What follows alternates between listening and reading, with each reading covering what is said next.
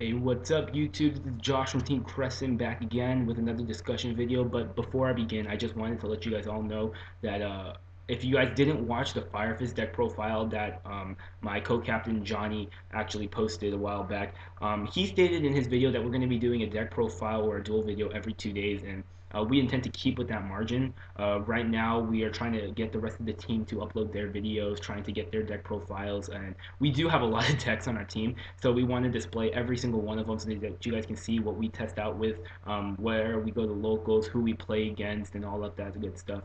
After we get a lot of our deck profiles posted up, we're going to go ahead and put up some trade binder videos. We want to do some online trading. More information on that will be coming soon. So let us know if you in the comment section below if you guys wanted to see our binder or anything like that. Also comment down below on any kind of criticism that you guys can think about for our channel. We definitely want to make our channel something that we will enjoy. It's a really fun hobby, and we really love the game. So go ahead and tell us in the comment section down below. And if you guys are liking our videos, please let me know. Tell me how I can improve my discussions. So yeah, with that said, let's just jump right ahead into the video. The topic today is troll decks, and by troll decks, I specifically mean stuff like Chamber, Final Countdown, Exodia, Self-Destruct Button, and not just talking about how much they suck, but the validity of it in this current format. So I actually have a friend. I met him recently at my locals, and he basically bought 3 chickens. And then when he saw the September 1st list, he was like, and he was really, really sad. And he was just like, you know what? Forget everything, screw it, I'm going to play Chamber in this format. And he went ahead and did that, and it's been working out very well for him. I think at my locals we had a pretty big tournament in which it was the September 1st ban list, even though the ban list only was put in effect 3 days ago. And I believe he at least topped 8. And personally, I've played with him before, and I haven't played against his Chamber deck, but he definitely, like, he's a good player. But the fact that Chamber was able to prevail over something like Spellbooks, over a Blackwing player, it kind of like just made me think, like, wow, are these troll decks, are they coming back, with draw power? I mean, Duality at 3, Scapegoat at 3, for the extra stall power, it's amazing. I'm just thinking to myself, dude, like, is something happening that I should know right now? Like, this is awesome. I'm personally not a fan of Chamber and Final Countdown or Exodia. One of our team members, Brian, actually, Brian, no, you guys will see we have 2 Brians on the team.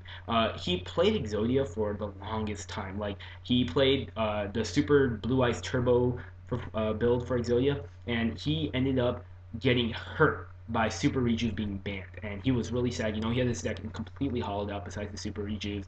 I just got him Ultra Goblins, I got him the secret pieces, and then the deck sort of just fell apart. He intends on trying to find a new build for it, but I don't think it's ever going to be the same. But I look at cards like Gift Card, Hope for an Escape, Pot of Duality, Card D getting reprinted, and it's so easy for you guys to build these decks this format, and it's just like, is it healthy for the game?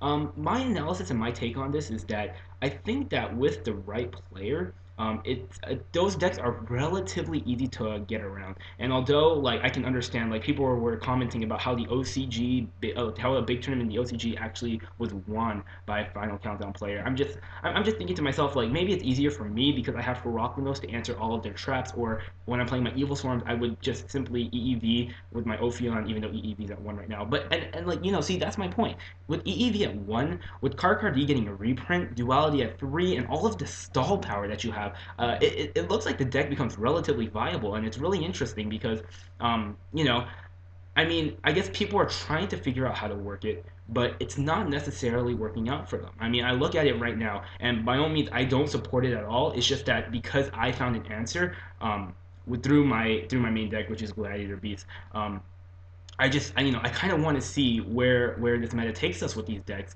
and are more people going to be trying them out because it's dragons? I mean, like, if you can, like, triple Wabaku a dragon, if you I'm sorry, I'm talking about a dragon player, like triple Wabaku, triple Threatening Roar, like all their, like, for Chamber players, I mean, not Chamber players, Exodia players and Final Countdown players, all they're doing is just like setting one and then go. setting one, and then go. And like they're just stalling over and over again. You're playing Final Countdown. They're just like setting one Wabaku, setting one Thunder the Ruler, setting one Threatening Roar, all of that stuff. All these trainable traps that you're not going to be able to get over. Maybe once in a while, normal summoning one card D so that you can get the effect off for 2 draws. And on top of that, you have to deal with the 3 Swift Scarecrow, 3 Battle Faders in your hands. And like it's tiring. Like it's a difficult deck to play around. And then even if you're a Dragon player, you have all the pop power in the world. You have all the Mecha Phantom Beast mechanics, and it's still not going to do anything against a Chamber, against a Exodia or a Final Countdown player. They're just going to be like setting 5, and with Heavy gone, it's even worse. Like you put yourself in an even worse predicament. Even like now, it looks like Konami sort of privileged these players, getting rid of Shock Lock, putting EEV at 1, banning Heavy Storm. I mean, like it's really really difficult for people of the current meta who wants to play like real decks. I'm sorry, not real decks. I actually recognize Chamber and Final Countdown players and Exodia players, but I'm talking like decks that actually play like attack and put defense position and activate effects. Like those players, it makes it very very difficult for them to play against. And I'm thinking like, is it because it's a slower format that it's better, or is it because like just like the ban list makes it so much easier for these decks to exist? Definitely out of the 4 that I listed, I personally I think that Final Countdown is the most effective. It provides like I don't think that it's very hard to stall out for 20 turns.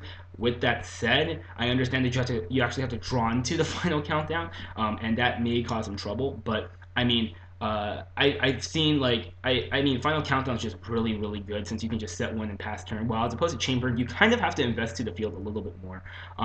And going back to Chamber, naturally, it's just like I was talking, like I said, one of my friends at locals were actually playing Chamber in top 8 at at a pretty big tournament, and he like was teching in Lava Golems. He was signing Soul Takers for Jinzo players, triple MST, and like 2 Dust Tornadoes for Royal Decree. Like he was going ham. Like he knew exactly what hurt his deck, and he did his best to just like get them out. He was signing Prohibition, guys. It's really really interesting to see that these players and these decks are actually becoming revived. And I want to get your take on it. Do you think that these decks actually have a chance this format? According to a couple of my friends, it's like these are the worst decks to play against. But when I'm thinking about it, it's like if these decks are doing relatively well, that's a sign that not too many things are broke in this format, and that's really good. I don't expect to see any of these decks top YCS anytime soon. I definitely don't think that they can compare to the current meta, but the fact that these are viable proves my point that diversity is in. If you want to play a really slow game, you can play a really slow game. If you want to play a back rowless deck, you can go ahead and do that as well. And I think that's a really really good sign, guys. So with that said, that's the video. If you guys enjoyed this video, please give this a thumbs up.